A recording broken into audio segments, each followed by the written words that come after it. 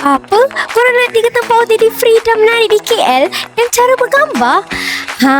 Kalau korang nak tahu, korang kena tengok video ni sampai habis. Welcome to Let's Kitchen. Bersama kami, saya Far Dan saya Ami. dan hari ni kita orang nak bawa korang ke 3 tempat OOTD menarik di KL. Bukan itu saja, kita akan tunjuk cara-cara untuk Ami amal kat situ. Tunggu apa lagi guys? Let's go!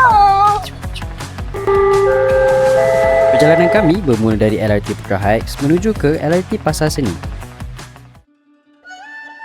Untuk destinasi pertama kami tiba di Kwai Chai Hong yang bermaksud Little Ghost Land. Jangan takut, hantu tu sebenarnya merujuk kepada budak-budak yang nakal yang selalu main kat lorong ni pada zaman dulu.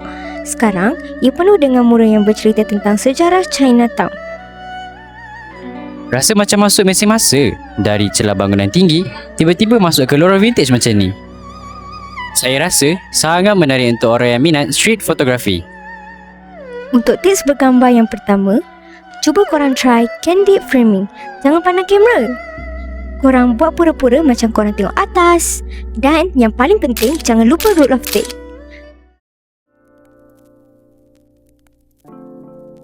Next, kami tiba di Rex KL. Korang perasan tak vibe dia macam panggung wayang? Kalau korang nak tahu, ini merupakan panggung wayang legenda yang pernah terbakar pada tahun 1947. Tapi, sekarang dia dah jadi creative hub yang paling awesome di Malaysia. Betul tu Ami. Kalau korang perasan, struktur bangunan di sini pun lain daripada yang lain. Gabungan struktur lama yang kasar dengan ribuan buku ni memanglah semacam berada dalam set filem.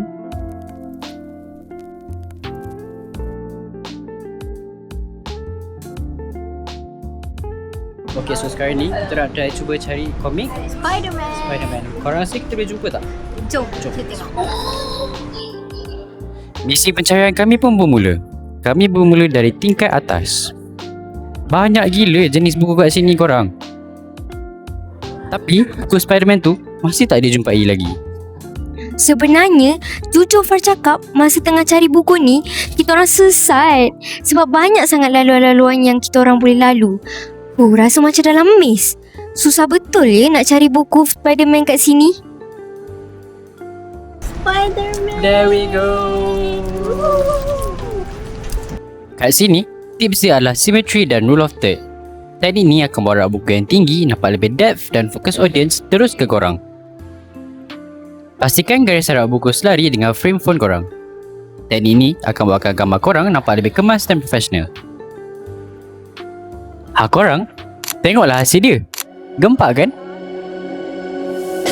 Untuk tempat terakhir kami tiba di